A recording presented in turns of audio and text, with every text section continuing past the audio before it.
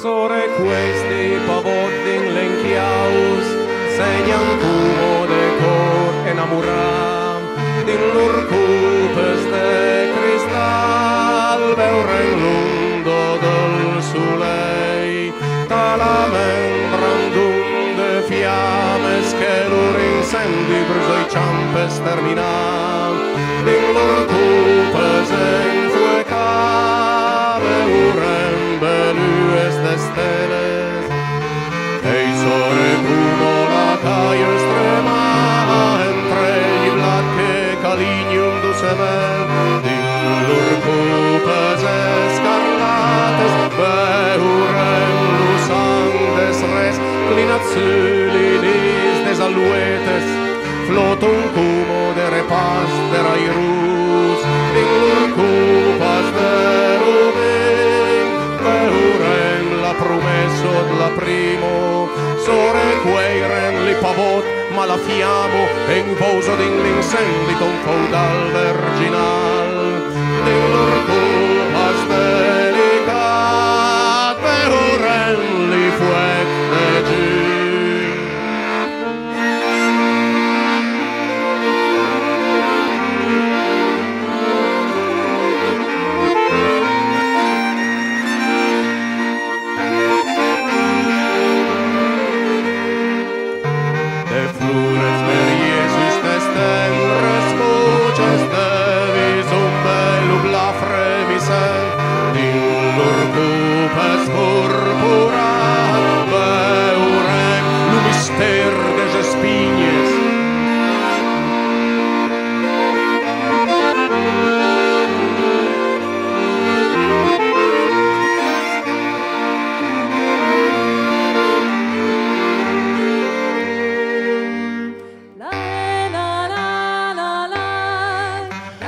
Raccogli, sorella, questi papaveri nel recinto, sanguinanti come dei cuori innamorati.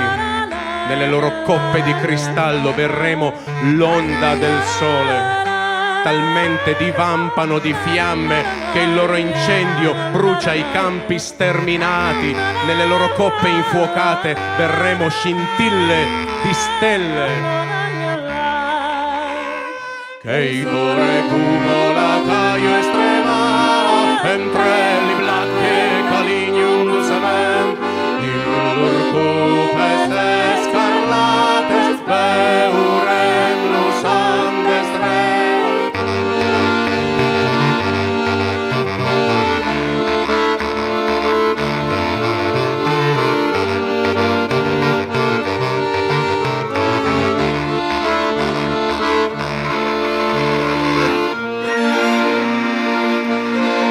Raccoglili, sorella, perché di questi ti incoroneremo al villaggio per la gioiosa festa di domani.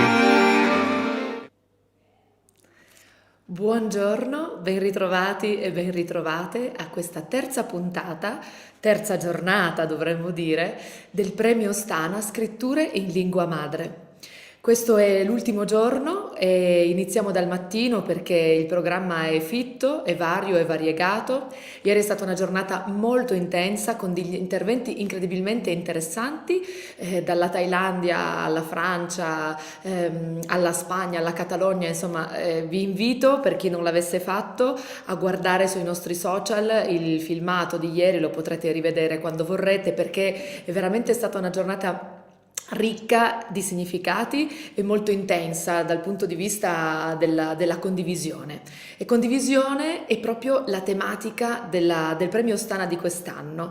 Come qualcuno di voi si ricorderà, come ho già annunciato negli altri giorni, la parola che unisce tutti gli interventi del Premio Ostana di quest'anno è Partatge, o partagiare, il verbo, che in occitano significa condividere. Ieri con Cabré si parlava parlava della versione catalana di questo verbo che è compartir, e ognuna delle persone che intervengono e sono intervenute in questi giorni al premio hanno dato la loro particolare visione, la loro particolare interpretazione di questa parola.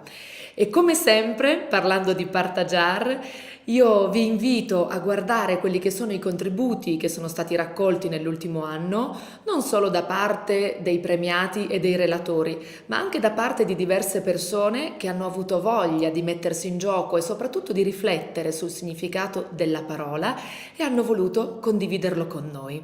Iniziamo come di rito con questo breve video che prego la regia di mandare in onda. Grazie.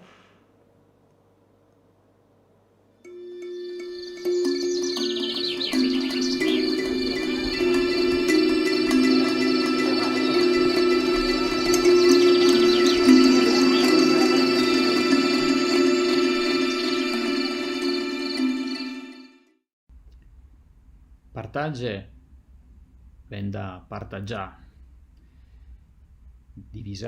dividere, dal latino partire.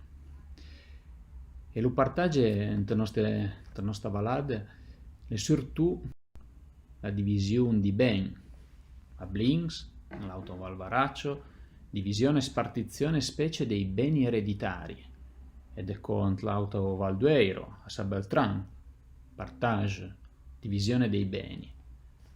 La spartaggia l'ardità, so che la nuven dalla tradizione, da nostra gente, ma la spartaggia deco la poesia, l'arte e tutto ciò che non fa essere vivo a che è presente. La spartaggia deco le idee, la fantasia e tutto ciò che non permette di restare fermo a che è presente. Il Premio Ostana è un'occasione di partage di tutte queste cose.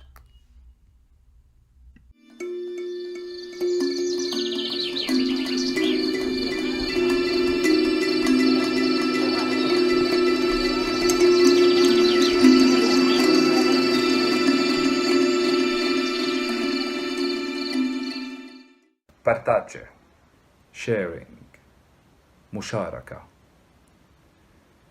المشاركة هي كلمة ذات معاني جميلة جدا ومعبرة، وحقيقة تحتاج حالة اجتماعية كي تحدث، أو حالة من التشارك بين مجموعة أشخاص، وإن كان هذا التشارك بدافع الحب ستكون النتيجة أعظم وأكبر. وهذا حقيقة ما أرنو إليه وما أتمناه، أن أشارك تلك الفكرة أو التجربة التي لطالما فكرت بها وقمت بها مؤخرا، وهي تعليم اللغة العربية من الداخل إلى الخارج. شكرا.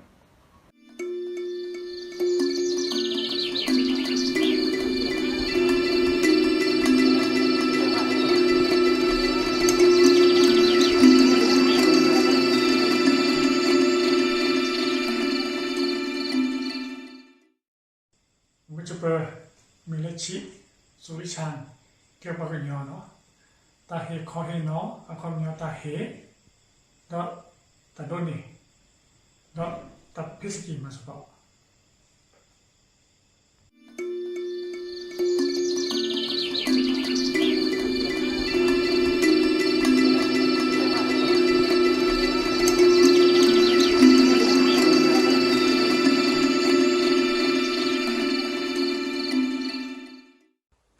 Governo pro partage in Occitan. Agwaith you reg diffresians hag avonsians yes perilous, hag wirio yes. Governo you bueg os ni avin daska vos agonietho. Ni hepkeno governo agonieth, mes agon huethlo, agon lueno, agon tristis, agon gano, agon bardanego. Ni agevren agonieth gans agon tailu, agon clan, agon pobble, agon kentravugan, agon kemenetho. And yes, re dri agon kemenetho war bars. Ha pan ni a daska vos agonietho, ni a sawia an kemeneth hag agononen. O dre fen kevrena. Po partage.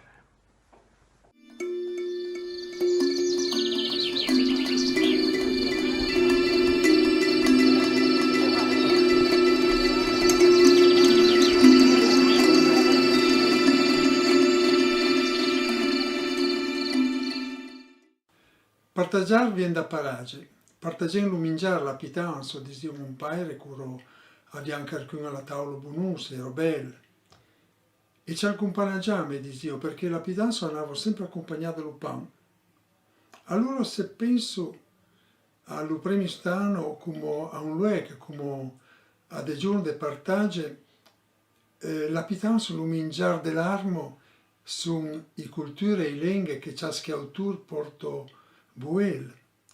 E il pan per accompagnare è l'opera poetico, la letteratura, il cinema, la musica, che ciascun autore mette sulla tavola dal premio.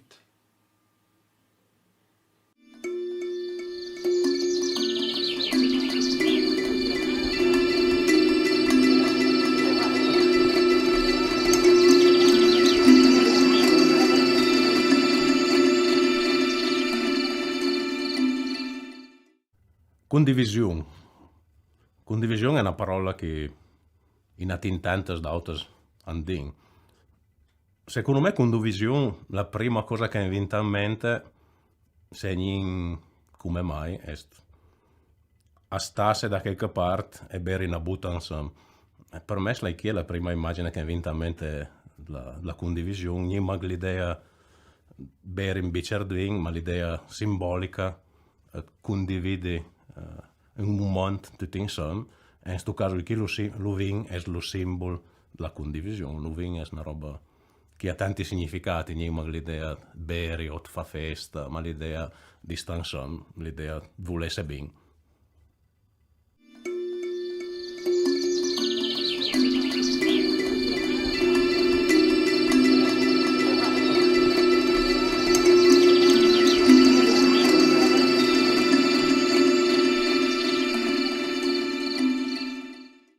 Compartir és el que dona sentit a tot allò que fem.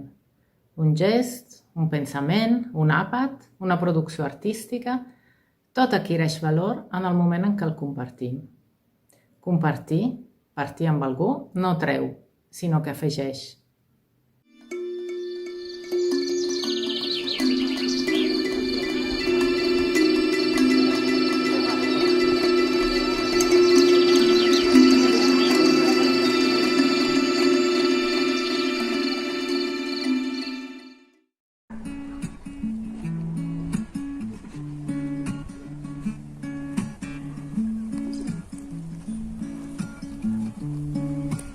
Maggievro, jam ġej fusko kaħar breġvet, kallagu jħor se breġvet. Fjalla ju Partatge ma portjan xum, jemurar kondivizjoni, mamma vjem te kredita to manciata ci buru me milt, kura ancora mambuneshin, kuppijim, ħajim, kundojim di bax. Ma lispen xumata moment, ngu xafim xerin te jibujim pameta. Ju ħaristisa, ju falem, kallagu jħor se breġvet.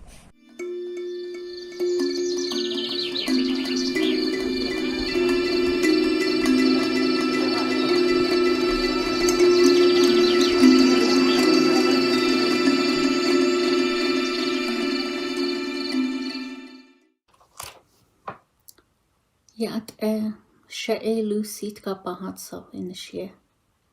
To translate share into the nebizad would be the concept of ke. Reda ke bitlon. In sitze kesigi do yajlti idi in jonathe. Ado ayo joba bitlinle.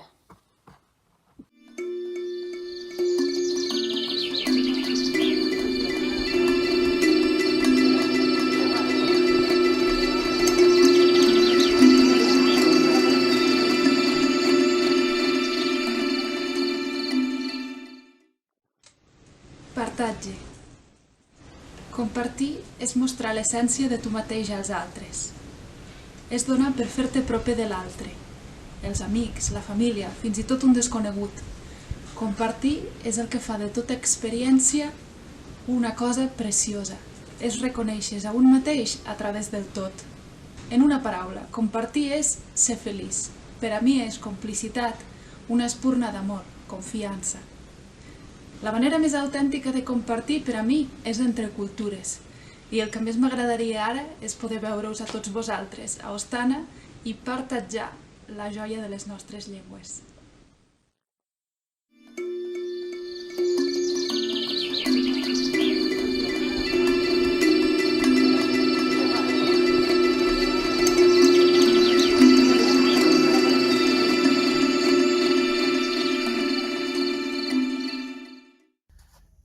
Be achan tsahakis, be acha akohinzen. To be conscious of one another, or to be conscious of others, whether near or far, expressed by either tangible or intangible means, the act of being considerate, thoughtful, or to share.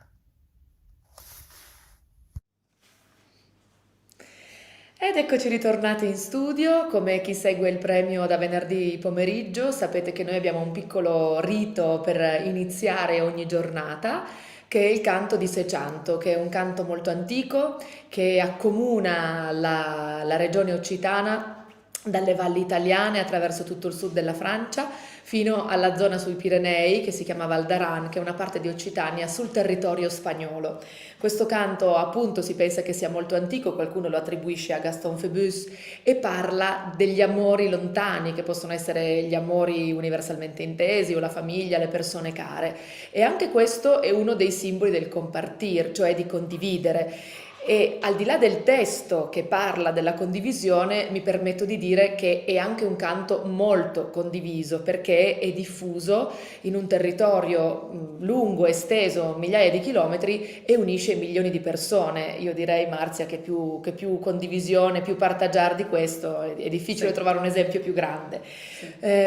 Con me vedete Marzia, che avete già visto, se vi siete collegati negli altri giorni, inaugurare le giornate del premio. Per chi non la conoscesse, lei è una delle anime, delle locomotive del Premio Ostana, meno visibile di me ma sicuramente molto più operativa, e si è occupata di moltissimi aspetti organizzativi e anche della parte di comunicazione web. Al di là di questo è una grande musicista e cantante con cui ho avuto molte volte l'onore di collaborare, e allora abbiamo deciso un po' in maniera estemporanea di aprire le nostre giornate con il canto appunto di Chanto. Denande ma fenestro, ja un auselum, tutto l'anno e Chanto sa chansung, se Chanto che chante, Chanto pa per you, Chanto per ma mio, che sta luende you, aquelos montañas que tan alto su, men pachón de maire, mas amor un son, se Chanto che chante, Chanto pa per you, Chanto per ma mio, che sta luende you, paisavus montagno, planos levavus, perché posce veire mis amurun sun, se Chanto che chante, Chanto pa per you, Chanto per ma mio, che sta luende you. Autos, ben son autos, ma sabai sarà, e mas amoretos versio tornaran, se Chanto che chante, Chanto pa per you, Chanto per ma mio, che sta luende you.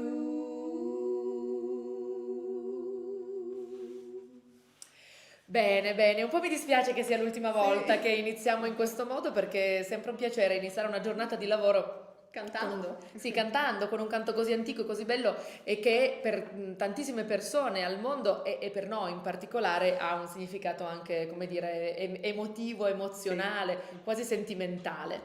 Bene, entriamo subito nel vivo di questa giornata. Marzia, rimani con me così presentiamo insieme il primo video che io trovo incredibilmente interessante. Il titolo di questo video è Lingue del mondo, una vita per i diritti linguistici. Dovete sapere che ci sono persone che veramente investono e spendono la loro vita per i diritti linguistici di chi, vi chiederete voi, ma delle persone, delle popolazioni che parlano lingue minoritarie che non sono riconosciute, che non hanno i pieni diritti di tutti quelli che parlano una lingua nazionale. Ieri chi ha seguito gli interventi si è potuto rendere conto che a tutte le latitudini, dalla Francia alla Thailandia, purtroppo molto spesso i governi nazionali non tengono conto del fatto che parlare una lingua non è semplicemente un modo diverso di esprimersi, ma è un mondo intero, una cultura, un modo di parlare, un modo di cantare, un modo anche di intendere la vita.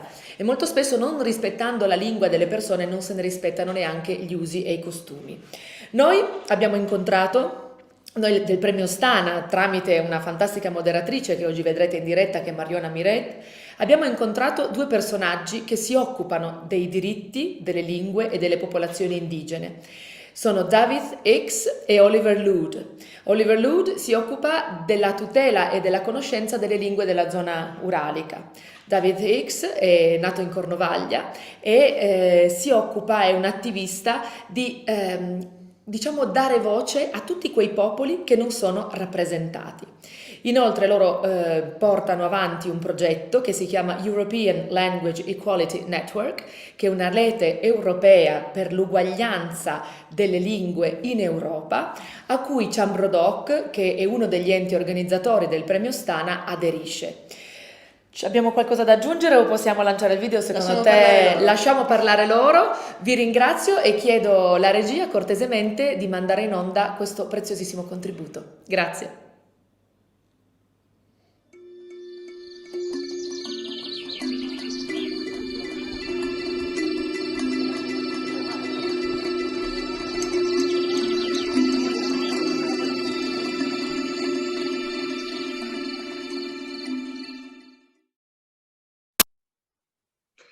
Hello everyone, hello Premio Ostana Prize, benvenuti a tutti al Premio Ostana, benvenuti tutti al Premio Ostana. So here we are at this session, empowering our languages in the world. You know, usually at Ostana we focus on indigenous languages and minority languages and we present small examples. Today we wanted to zoom out and provide a big picture of the universe of indigenous languages by having today with us language activists and people who represent the interests of languages in the world. I am Mariona Miret, and I carry out the international mission by collaborating with Chanto, and I will explain to you today what the session will consist of. We will have a brief debate of around half an hour with Davyth, Hicks and Oliver Lude, and then we will switch to some examples selected by Davyth Hicks of indigenous and minority languages of Europe, who will present some performances on their works. So, who I have with me today? I have with me today Davyth Hicks, who is Secretary General of ELEN, the European Language Equality Network, and I have Oliver Lude, head of the Uralic Center for Indigenous Peoples, based in Estonia. So, welcome to you too. I would like you to explain to us your background and where you work today. How did your life paths bring you to representing minority language communities and interests?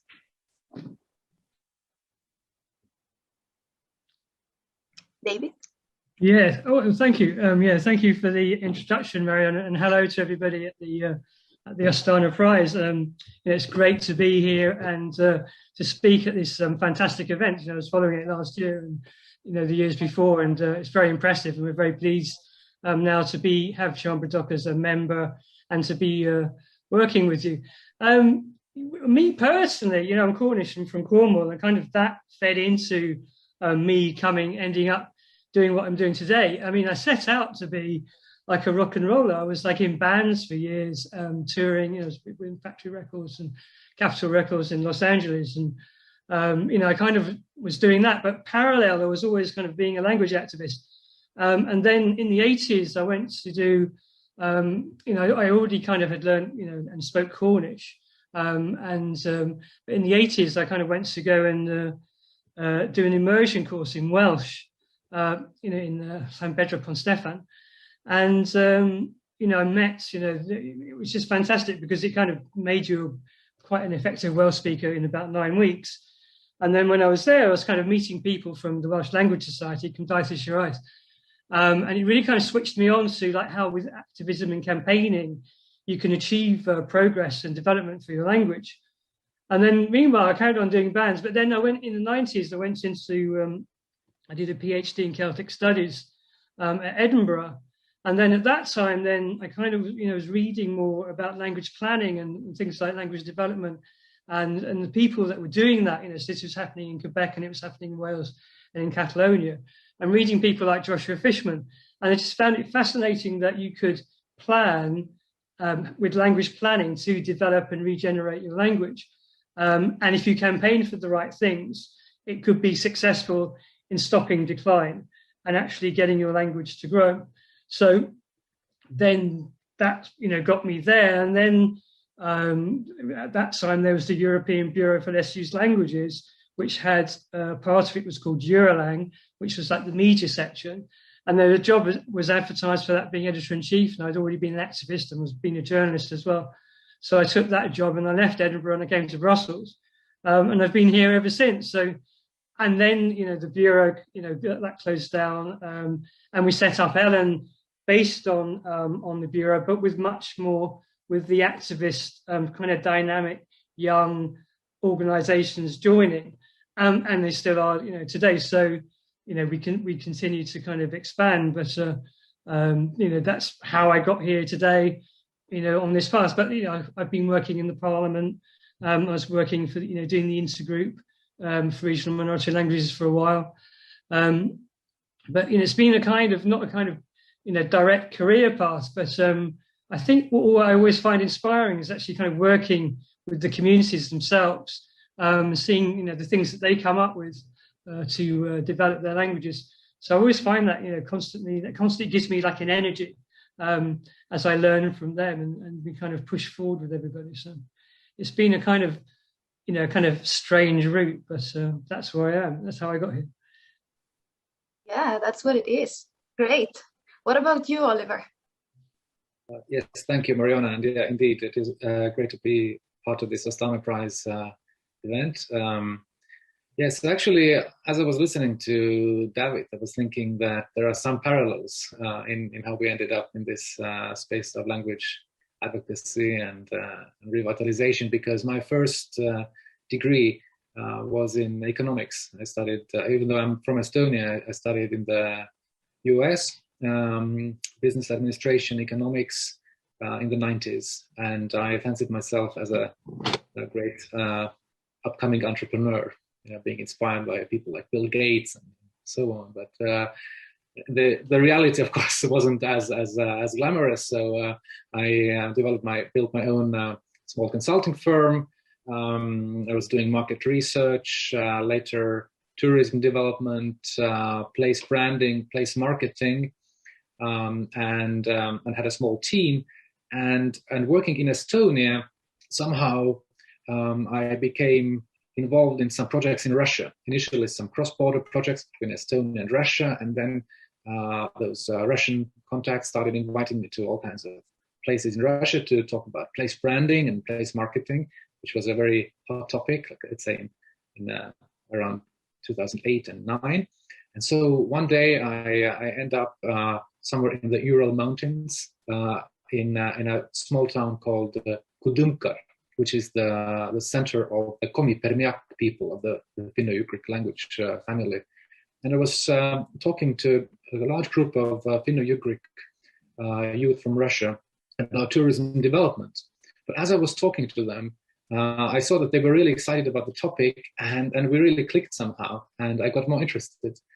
in what was going on in this Finno-Ugric space. It's basically a kind of an international solidarity movement between Finno-Ugric peoples in Russia and Estonia and Finland and Hungary.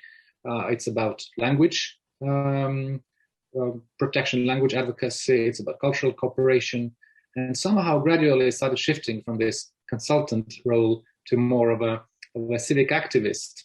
And one thing led to another, and then one day I find myself as a member of the United Nations Permanent Forum on Indigenous Issues, as a representative, or let's say nominated by my country, Estonia, already working on different kinds of global issues concerning indigenous peoples, their rights, their issues, including language issues. And I happened to be at the UN Permanent Forum at the time when languages, indigenous languages, were prioritized in the work of this UN forum and the UN system in general, which led to the proclamation of the International Year of Indigenous Languages in 2016. The year itself was in 2019, and I was somehow an active witness or participant to those processes.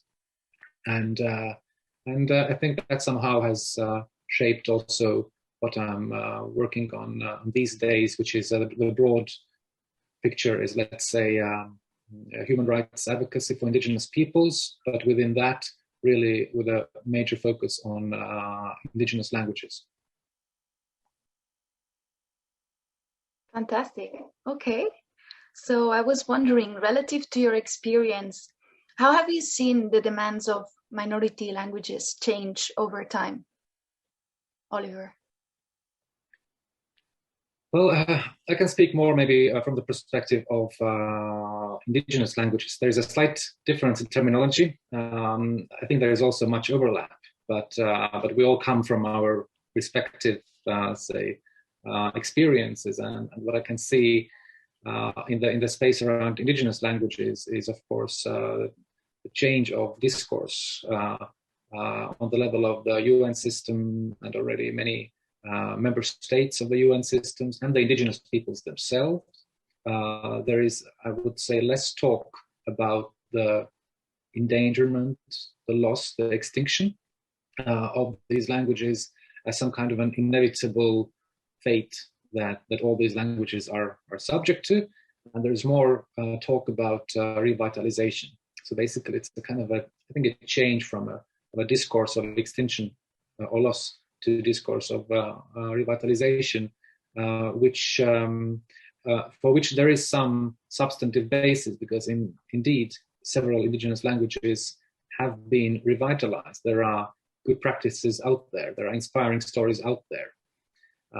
Now, whether this means that all languages can be revitalized, probably not, but certainly we can see a change of discourse. And I think the fact that the UN proclaimed the International Year of Indigenous Languages 2019, which now will be followed by the International Decade of Indigenous Languages 2022 to 2032, I think is a sign of that discourse changing, because there is no point to just have a decade for discussing how languages are gradually getting extinct, but there is a reason to focus efforts for a long period of time to actually help revitalize them. Okay. So, Davyth, what recent developments and events in the minority language environment in Europe we need to take into account to understand where we are now? I think, there's been, so much happening, sort of since the 60s and 70s, where it kind of really took off. When you started to see like movements and things like immersion education becoming a norm, and things like language legislation. I mean, I think when language planning and language development is still quite a young kind of discipline. It's just kind of, we're still finding out what things work, and of course we can't say that this might work for what works for one language will work for another. And I think, one of the big challenges we have now, as much as we've achieved immersion education as being something that delivers speakers, it can be seen more and more clearly that this is not enough on its own. We need to have this like societal use of the language, as well as immersion education, as well as the media, as well as the ability to use it with the judiciary. So there's all these socio-linguistic domains. And it's, we have to recover the language in each of these ones and push forward. And this is the challenge now. We see there's these essential building blocks, like some language legislation, immersion education. But then how do we get to the situation of getting parents to speak to their child in the language at home? Is it just like kind of people making choices? How do we influence that? So there's things like that. And then there's the bigger challenges of things like states that are still refusing to push or recognize their own linguistic diversity, and still having policies that actually act to undermine the languages. If you take somewhere like France, as we all know, it's one of the worst states in Europe, still hasn't ratified the Charter of Regional Minority Languages, and is so far behind. It has this kind of rhetoric, this narrative that comes from the 18th century, from the French Revolution. All these other tongues, they're a threat to the unity of France. And you look at it and you see how much progress we've made with Welsh and with Catalan and with Basque.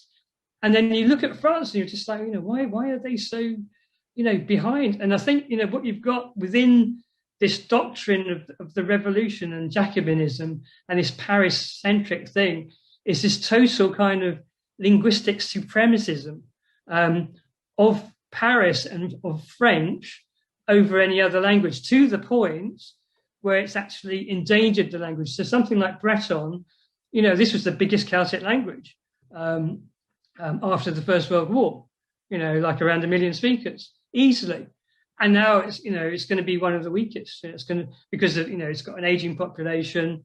Most speakers are over 60, 65 years old, 70 years old. You've got some youngsters coming up, who've been to immersion schools, but you don't have this societal use. Often their parents won't speak the language. So will they replace these older speakers?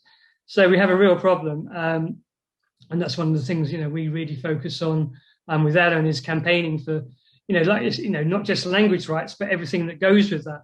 But, I think, we've seen that we need these essential building blocks, like some legislation, language acts, things like this, language planning acts, which you have in Catalonia, but then immersion education as well, and media, TV stations, radio stations, all these things that can make your language like normalize. The word that we use is normalizing the use of your language. So if you're an Occitan speaker, you can speak your language as normally as people speak French in your everyday life.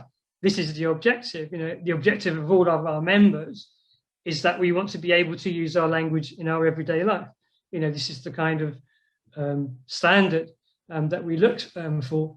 And that's the challenge today, because obviously we're still not there. And we still have like language supremacism kind of coming through. And if you take something like the Council of Europe, the ECRI, the Commission on Racism and Intolerance, it defines discrimination against language as a form of racism.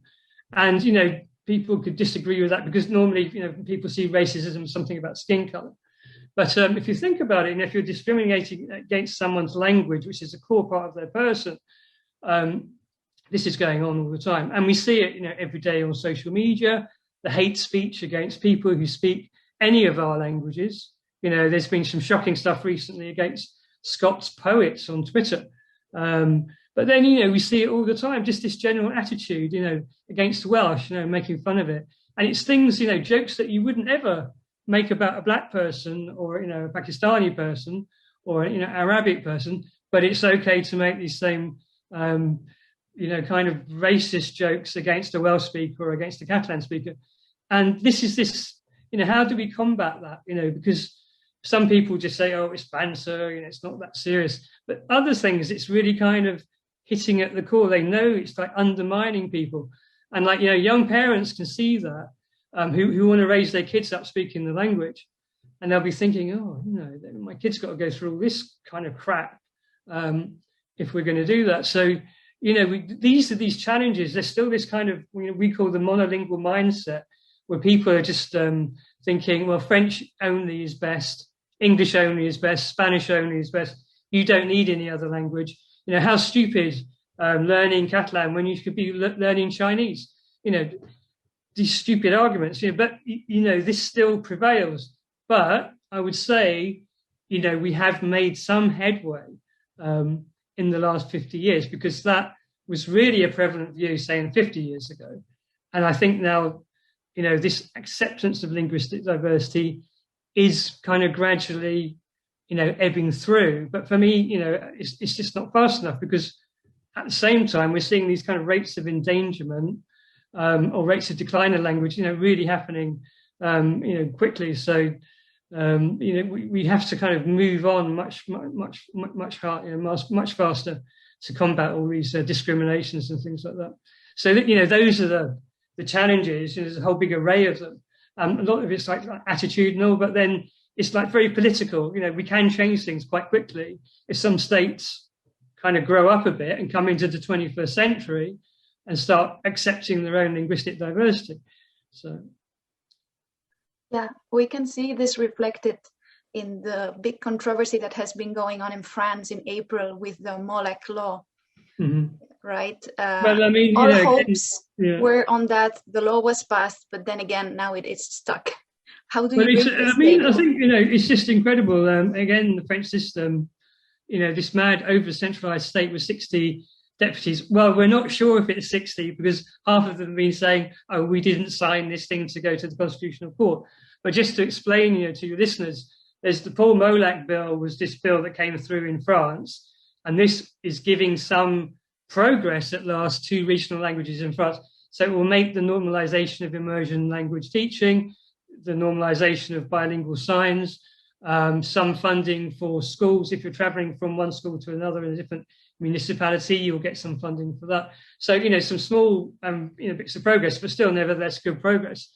And Paul Molac did a, absolutely fantastic job of negotiating this through through the National Assembly. And he got the main governing party, the majority of them, to support it. And what's happened now is that a tiny minority of the governing party, La République En Marche, have voted, along with Minister Blanquer. It seems to be Minister Blanquer's little kind of clique. They've done this kind of nasty little stab in the back to the Molac bill, which is supported, has huge cross-party support, to send it to the Constitutional Court to check its constitutionality, because there's parts of it Blanquer doesn't like. And it's just so pathetic, this little kind of petty attack because he got beaten in the National Assembly. And I just wish he'd kind of grow up a bit, and just engage and embrace with it and bring France in. I mean, there's two things that we could say about that. Is that one, if you're going to let this go, you can be sure that if there's any European platform you're ever on trying to promote French, you are going to be laughed out of the room. You will not last 5 minutes. If you ever start going like, oh, francophonie, and we want more French than the EU, they can forget it, because it's just like, look, you can't even look after Breton. And then the other thing is, I think, don't forget, you've made regional languages, recognize that in the Constitution. So surely if you're not going to support these languages, you're going against the Constitution in that case. So very interesting. But, hopefully, touch wood, is still going to go through, and the Constitutional Court will see through this kind of rather sneaky little maneuver. Just wanted to add a few words about France. So from this indigenous human rights perspective and the UN system. So France is a state that did vote for, or did basically, vote in favor of the UN Declaration on the Rights of Indigenous Peoples in 2007. The main idea in that declaration is that indigenous peoples are peoples, which means that they have a right to self-determination and all kinds of rights emanating from that. So in that sense, formally or declaratively, France has accepted that. But it is also well known that, and I've personally witnessed that in many meetings related to the UN system, representatives of France are actually contesting the idea of collective rights for indigenous peoples. which raises some questions. Are these double standards? What is it? But this is quite a remarkable position actually for a state to hold. And also it is interesting to point out that in the steering committee of the International Year of Indigenous Languages 2019, the let's say the Western geopolitical region, which includes Western Europe and North America, was represented by France.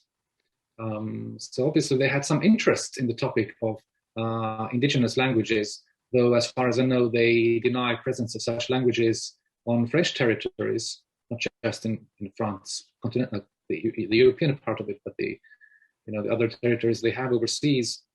Again, raising questions, why this kind of interest in the topic when you're actually not really performing constructive roles in it? Such tactics we see, right? So since it's already in the room, the topic of indigenous peoples, I would like to move on to that. And in the world, we have seen new things happening which are interesting for indigenous peoples' participation in governments, especially of English-speaking countries. We saw, for example, recently in March, Deb Haaland was appointed Interior Secretary of the US, and she's representing the Laguna Pueblo tribe. And we see more and more Native Americans that are running for state and federal offices. And again, this is good news also for women, indigenous women.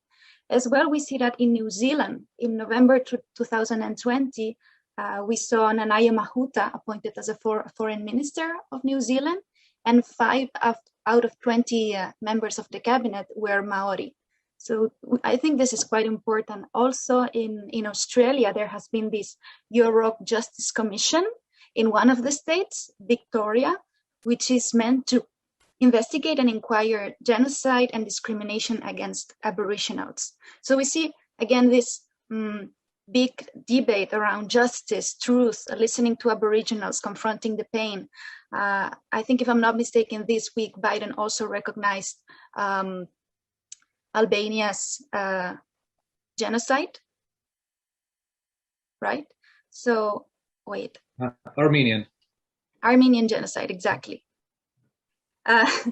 So then, all again, this is related to 2019's International Year of Indigenous Languages, which has now brought on the International Decade of Indigenous Languages, which will go on from 2022 to 2032. And these are things that we have been discussing because it affects us directly, right? Because 2019, all the languages were there, but it seems now that 2022, now it's getting ready, prepared commissions are made, different task forces and groups of interest to see who will be involved in this decade, for who is this decade. So, Oliver, I would like to ask you your views on that. How is this decade important for indigenous languages, and what are your hopes for it? Well, of course, it's extremely important because what it does is it raises or lifts up this topic and prioritizes it in international relations and on the global venue for quite a long period of time. So we already had a year of indigenous languages, as you said, but basically now this is being followed up by a decade. And the UN system has a practice of proclaiming all kinds of thematic decades. There have also been 2 decades for indigenous peoples. And while not all decades are equally successful or impactful, some have been. And the fact of the proclamation of the decade itself is no guarantee of success. It can remain basically on the paper and people can forget about it. But if there is this kind of grassroots, bottom-up interest in the subject matter, then it offers a lot of opportunities for activists, NGOs, some committed states to somehow lead the way. And I think this is the potential with the International Decade, as it was with the year. So basically, it will provide for all kinds of organizations, individuals involved in indigenous language, let's say documentation, revitalization, reclamation, a good kind of a hook or a kind of a additional argument for somebody else to support what they are planning on doing, whether it is their own municipality or their own national government, or the international system, or donors, private donors, public donors. It is basically adding more weight to what they are doing anyway, but this additional weight can be quite critical. In fact, it is my own experience during the International Year in 2019, when a group of Finno-Ugric language activists with whom I was collaborating received funding for a kind of a networking and a capacity building project from the Nordic Council of Ministers, by else highlighting that our project was synchronized and related to the International Year of Indigenous Languages, which was true. And in fact, today, this project called SANA 2019 has been also acknowledged as a good practice of implementing the International Year in the Eastern European region. So, it's because one thing can give a start to a kind of a very virtuous cycle. And I think that is the potential with the International Decade that I hope language activists all worldwide will take advantage of, including in Western Europe. But Western Europe is a kind of a particular case that we maybe are going to discuss a bit later. Great, thank you. Keeping track of time, I would like to move on to the last part of the debate, and I would like you please to give shorter questions. And this one is for you, Davyth. In what way does the digital world reinforce our languages? What added value can being present on the internet give to our languages? I think, well, at the moment, Ellen, we're engaged on this project called European Language Equality, which is about building Europe where there is digital language equality by 2030. This is its aim. I don't know if we're going to make it by 2030, but it's so interesting because we have the job to collect all the data of all of Europe's regional minority languages and collect all their what they have, what digital provision they have at the moment.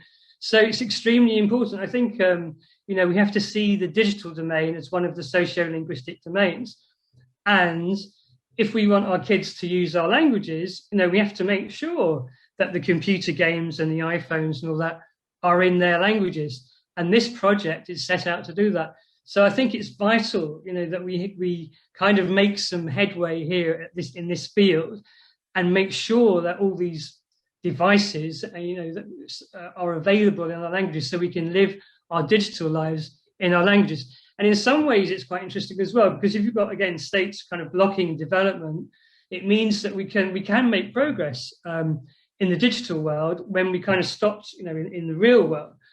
So we can get computers and iPhones and all that in Breton, and we're working towards that now. So I think really important. There's going to be some really big developments. I mean, watch out on the Ellen website, because we're going to have more news coming in as the ELA project progresses. We're collecting the data already. We're going to see a lot of very interesting things. And what's interesting about this as well is that the EU is really supportive about this. And I think, it can see for the first time that it can make, it can support this without interfering, in the language policy of the state, which the Commission is not allowed to do. It's not one of its competencies, but it can support digital development. So we're seeing a lot of backing from the EU for this. And I think, it's all to play for.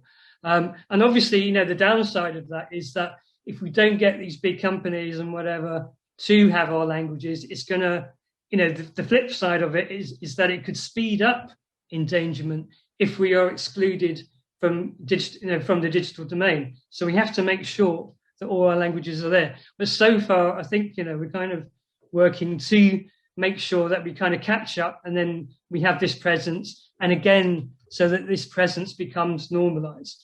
I think we've seen with the pandemic, the complete lack of any information for most of our languages, which I find shocking. But again, if we can have some digital development, things like this, putting out information, it's going to be much easier in future. So, again, it's all to play for. So we'll see what happens. Okay. And one of the topics I wanted to address is how many sub-debates and interesting reflections sparking from language are happening today.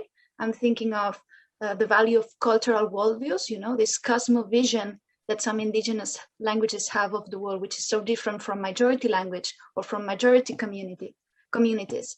Also, this debate on languages and health, how languages can contribute to emotional benefits, trauma recovery.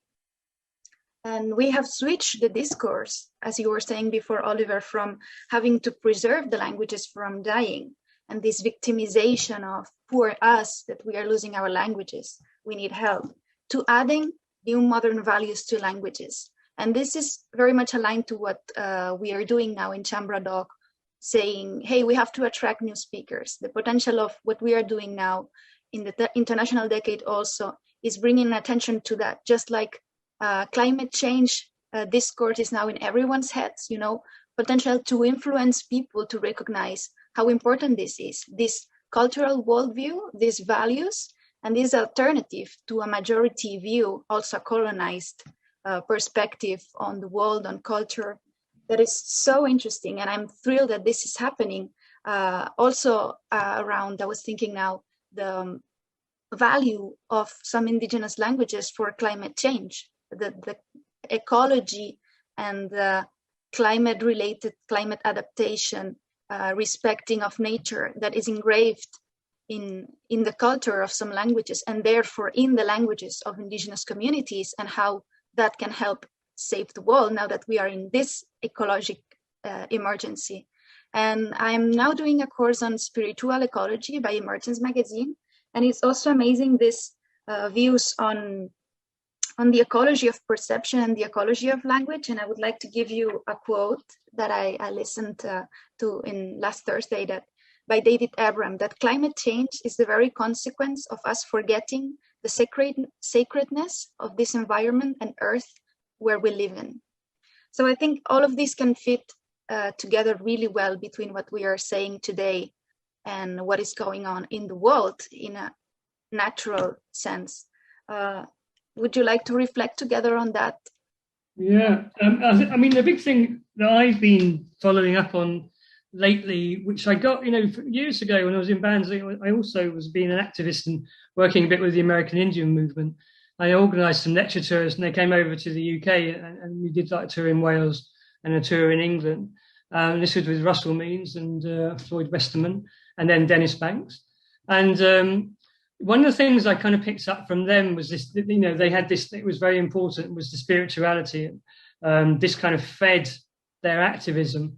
And then when you look at, there's been more and more studies now with Indigenous people in the States and in Australia about how when they have their language, it helps to heal them, and it kind of, the suicide rates go down and things like this on the people, the youngsters speaking their language.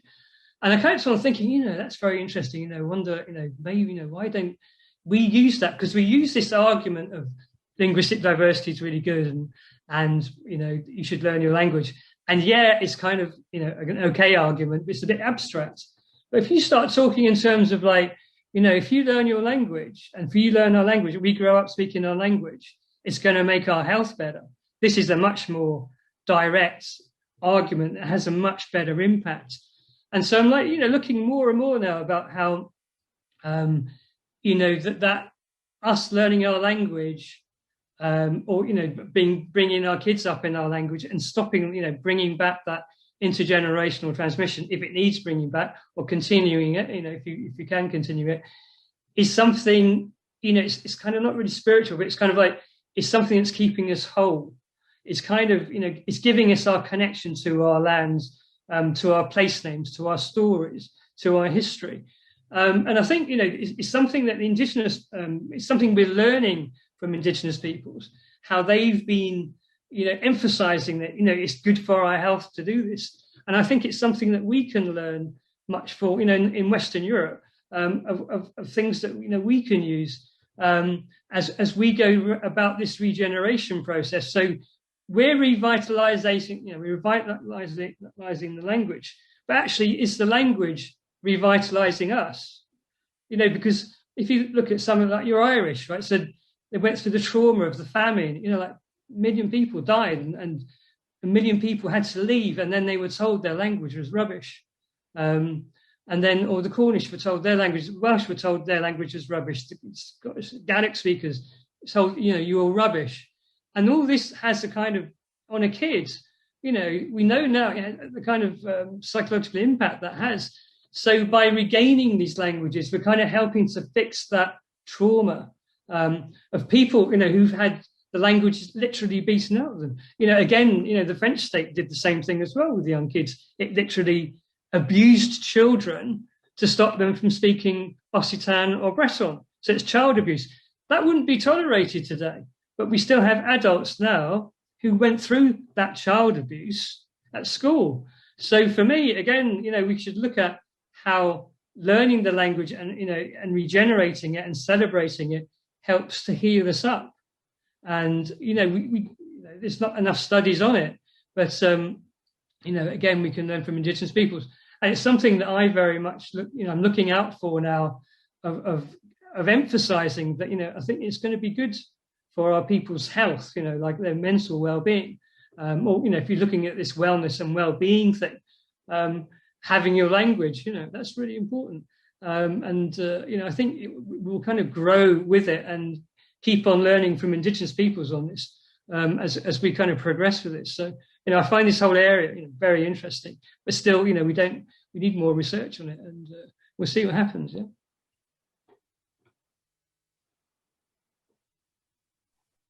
Great, thank you very much. So I would like to jump on to the last question. You know that this year the Ostana Prize has a topic, Partatge, which was an Occitan concept, which now we modernize into Partatge, the modern way of spelling it, which is this concept which is very difficult to translate, but we have translated into sharing or collaboration.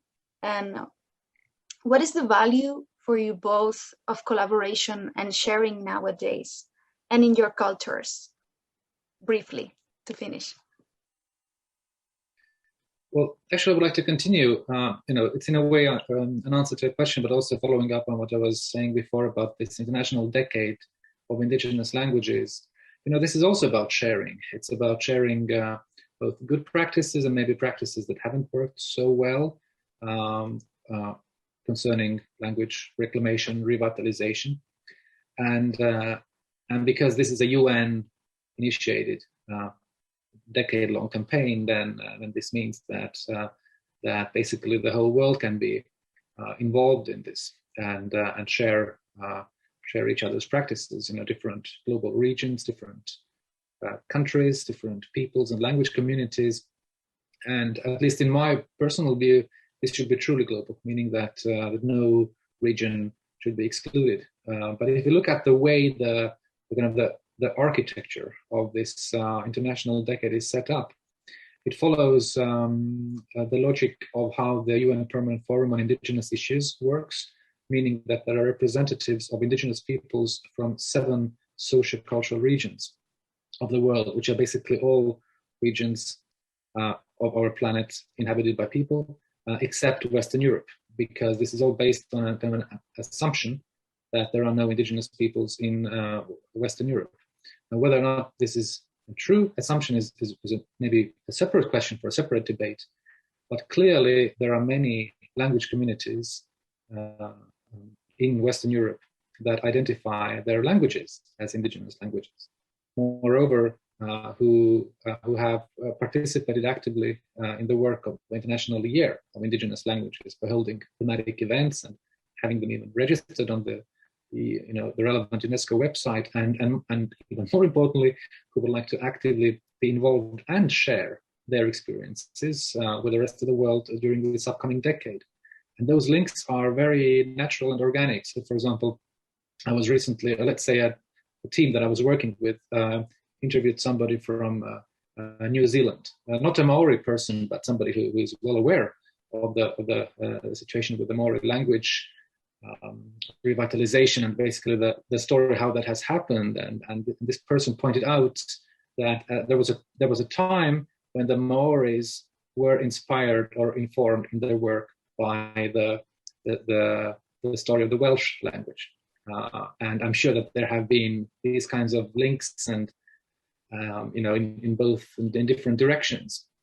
And this is why is this so logical and natural, because the underlying issues that concern these languages are not identical, very similar. They're similar enough for this sharing to happen also between the Western European language communities and the indigenous languages and indigenous peoples of this world. And I think there is a bit of a gap here in that maybe this international decade of indigenous languages is not globally inclusive enough. And I would actually like to call on activists of languages, indigenous languages of Western Europe, let's say so, to maybe show some interest in this decade and to approach their national authorities on this, and maybe make a strong case why this decade could also be beneficial for Western Europe, and how to be involved in it. Yes. David? Yeah, no, I mean, I was just back at Oliver's thing. I just find it completely idiotic that Western Europe, there's no Western Europe region in this decade. I just can't believe it. It's, frankly, it's just completely stupid. But we had a steering committee meeting. Ellen's going to push for having this Western European meeting, and there is a West European region, and we'll get some of our friendly member states to push for that at UNESCO. So, again, if you want to go back to the sharing thing, the whole thing about the decade for me is sharing. We have so much experience in the west of Europe with our activist organizations. The media we have, we can get, to help advertise the decade. They're just like idiotic, not to have us on board. But anyway, putting that aside, sharing, the theme of this, of course, I think everything we do in Ellen is all about sharing, because it's about, how's your language doing? Well, we're doing this, or, can we learn from that? Can we come to your place and see, what's working there, what's working there? And I think, all this sharing, putting people together, we do European projects, and it's people, who, like Valencians working with somebody from Belfast, they would never have done that before. But it's great seeing, they're kind of working together for their language. The languages are completely different in completely different situations, but they're kind of working together to build something. And I love the way, that within Ellen, people are making these direct, contacts, and they're kind of in partnerships that will go on, that kind of go on anyway. So I think, that's fantastic, thing that Ellen kind of facilitates that. And then increasingly now, I think, with the decade, but, anyway, build more contacts with Indigenous peoples and share with them, because they've got so many things, I think all the thing with the spirituality and well-being thing, that them sharing that with us and us sharing that, back, we've had all this trauma as well. I think everything is about sharing. It's a key concept. So I was very, very pleased to see that this was the theme for Ostana. Great. I think we have reached the end, and I can only have a smile in my face because I have been delighted to be with you debating about this. I have learned so much, and I hope people at home have also. And we have seen in many different ways how it is possible to empower our languages in the world. And thank you very much, Davyth and Oliver, for accompanying me. And I think this has contributed to seeing how there are wonderful fighters in the world who push for the rights of our languages. And it's beautiful to see how it's done. And from Chambra Doc and Ostana Prize, we will continue to help push for that and fight for that and represent our interests, and share it with other communities in the world. Thank you for being here. Okay, well, Miraz Prize. Thank you. Thank you very much. Yeah. Grazie, merci plein, Utsita. See you later. See you soon. Yeah. Hello, my name's Davyth Hicks from the European Language Equality Network. I'm delighted to introduce to you today two Celtic language poets, two friends of mine. First of all, we have Ethne Nagaraga, who will speak from her novel, written in verse, on the wise woman of May Day who shape shifts into a hare at the beginning of summer. And the second poem comes from Kerno, from Cornwall, from the well-known poet Paul Hodge, and his poem, Glas. Lowen Hay, enjoy.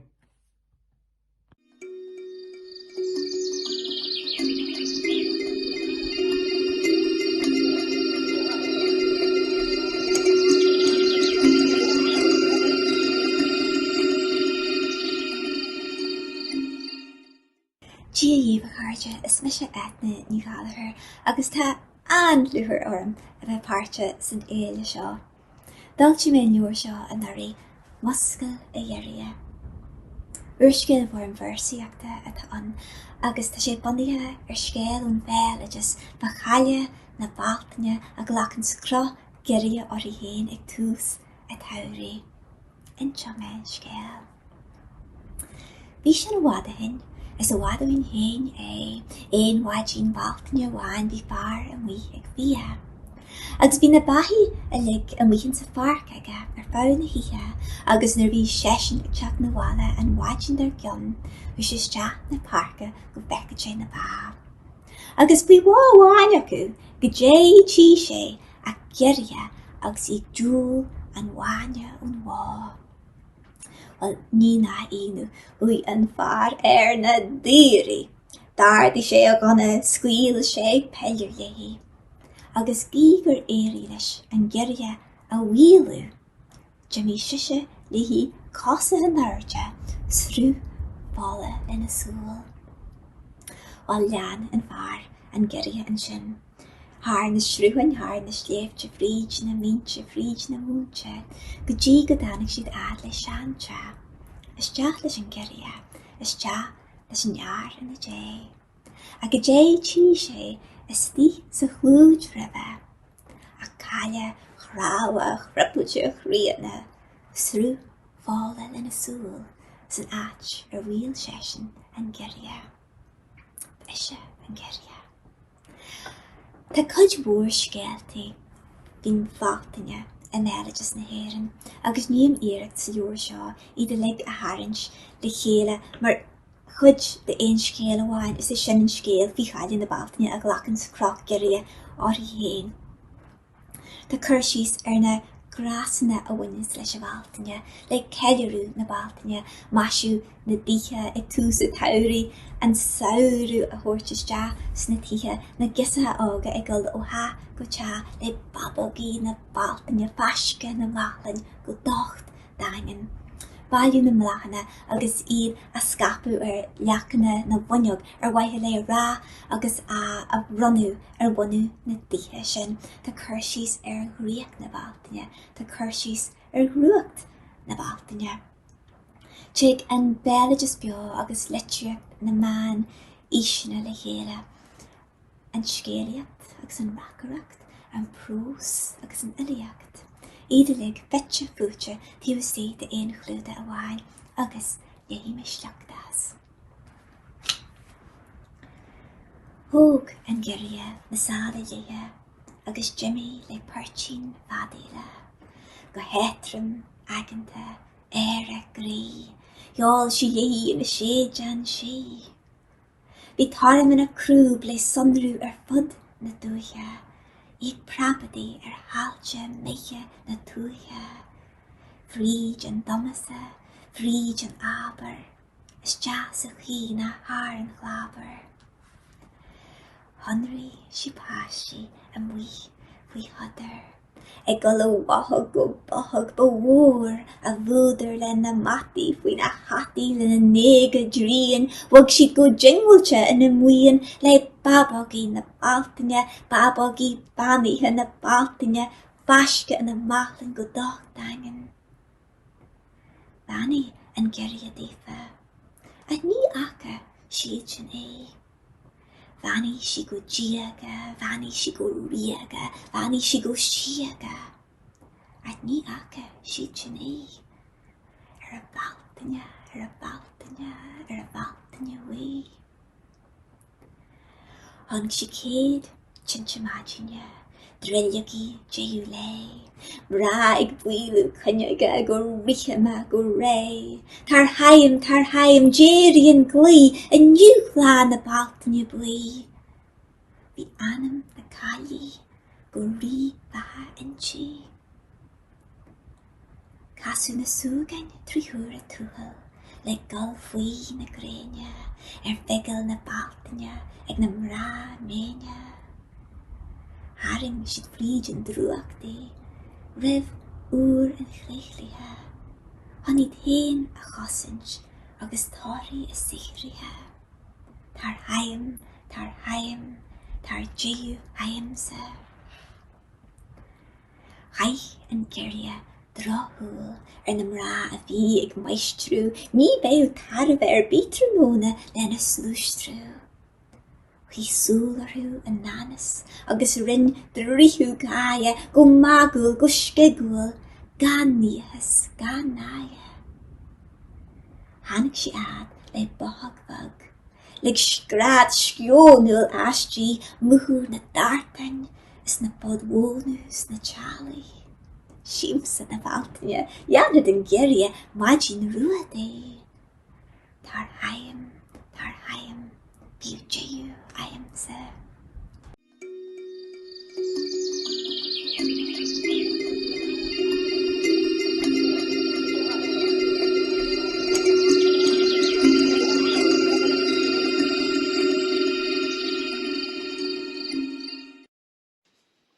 Glas. Kinda yw glas yn gerten, po ebron in middevan, mes dome vel melionen. Nessa yw glas yn dower bas, and liw a dev di worth has, ha truis mes pur and pas. Tressa yw glas yn plom pws, liw gwav, hag unwaith hen oes, na gwyn, na diw, mes tiwl cws. Peswara yw glas lenter, metal trecus in hanter, howl war ddower coas aster. Ninju sosnek, nerthic lower, the weath a tibianzo coer, in een gair and liw a ddower. Blue, green, grey, silver, itho, all ale balls glas, kinfo, morlu, a an, agon bro.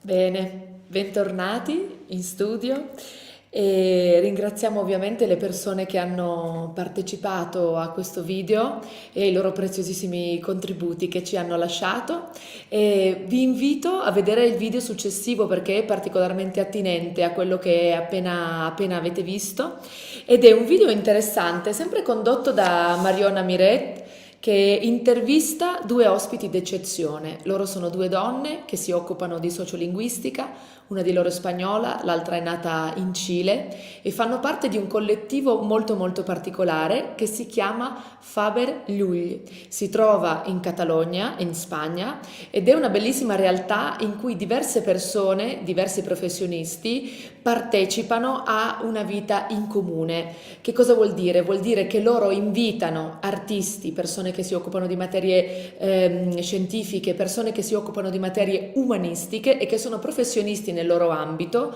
a passare qualche giorno da loro con altri professionisti e a condividere quello che è il loro lavoro, la loro professionalità le loro scoperte, tutto quello che può arricchire attraverso lo scambio. E questa ci sembra una meravigliosa idea, un meraviglioso spunto attinente alla parola che tiene un po' le fila del nostro premio, che è Partatge, cioè condividere. Il Faberluglie è una residenza artistica che ha fatto della condivisione il suo manifesto.